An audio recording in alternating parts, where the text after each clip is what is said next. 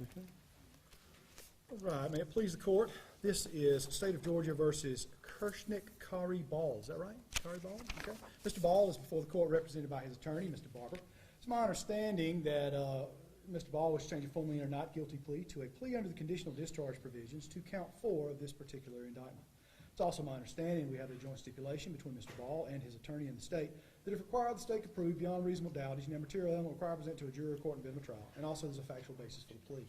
That factual basis would be that on the 18th day of April 2015, he did possess less than an ounce of marijuana. We do not oppose the use of the conditional discharge provisions in this particular case, and we have a joint recommendation to the court, which would be that he be sentenced to 12 months, which will be probated. He would receive credit for time served of any time that he's been in the Bullitt County Jail. He would pay a base fine of $1,000, and he would be banished from the Ogeechee Judicial Circuit during the period of probation. He's also charged with 1, 2, and 3 of this particular count of this particular indictment. We're going to ask those be null pros, and the court receive his plea under count 4. That'll be our joint recommendation to the court. Is your understanding, Mr. Barber? That's correct, Judge. Mr. Ball, raise your right hand, please. The evidence you'll give is sworn or affirmed. Truth, so help you God. Yes. Put your hand down. Just speak loudly enough so I can hear you, okay? And you are Kershnick? Yes, sir. Did I get it right that time? Yes. Kershnick Ball, correct? Yes, sir. How old are you, Mr. Ball?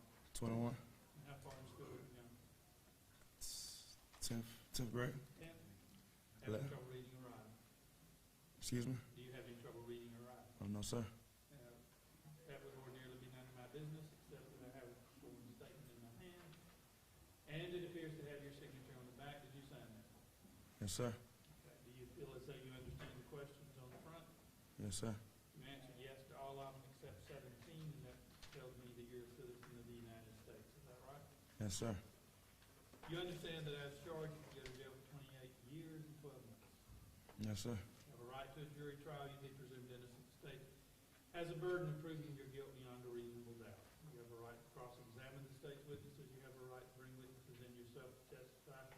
You have a right to testify that you couldn't be compelled to because this is a criminal case. And all the while, you would have your lawyer with you. You would have to make arguments to the court and present relevant evidence. You understand that? Yes, sir. And you understand you're waiving or giving up those rights by pleading today.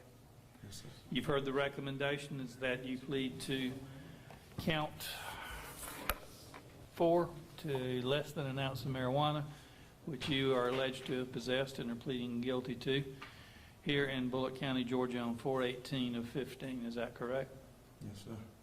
You've asked to be treated under conditional discharge, 1613-2A. You understand the benefit of that to you will be that if you complete your sentence with no problems, then you will be discharged, just as it says, without a conviction.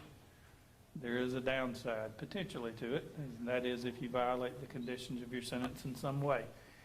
And it's proven to the court by a preponderance of the evidence, then you can be brought back before the court and resentenced.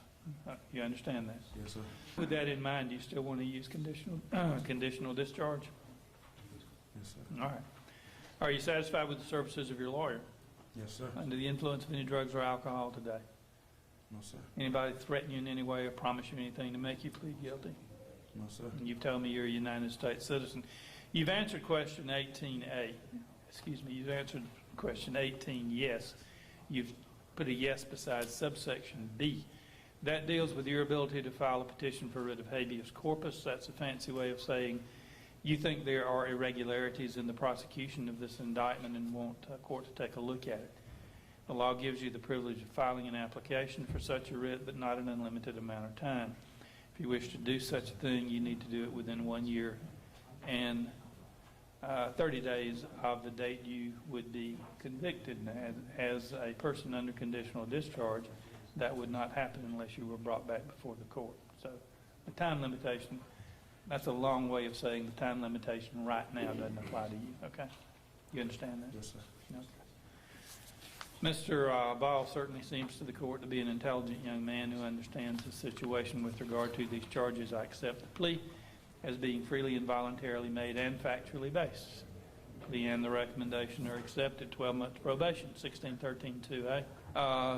To less than an ounce of marijuana, count 4, 12 months credit for the time he served in jail, of course, $1,000 base fine, banishment, From the Ogeechee Circuit, Fourth Amendment waiver, law enforcement won't have to get a search warrant to search you or your property. The only thing to be added, Mr. Ball, and if you've been in here, you've heard me tell other people this, is that this is a misdemeanor.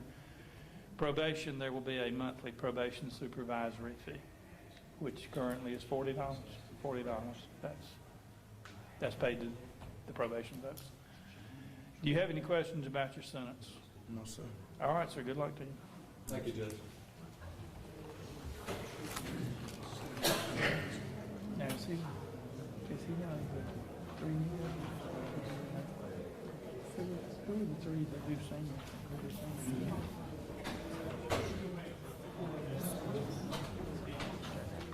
I'm not sure.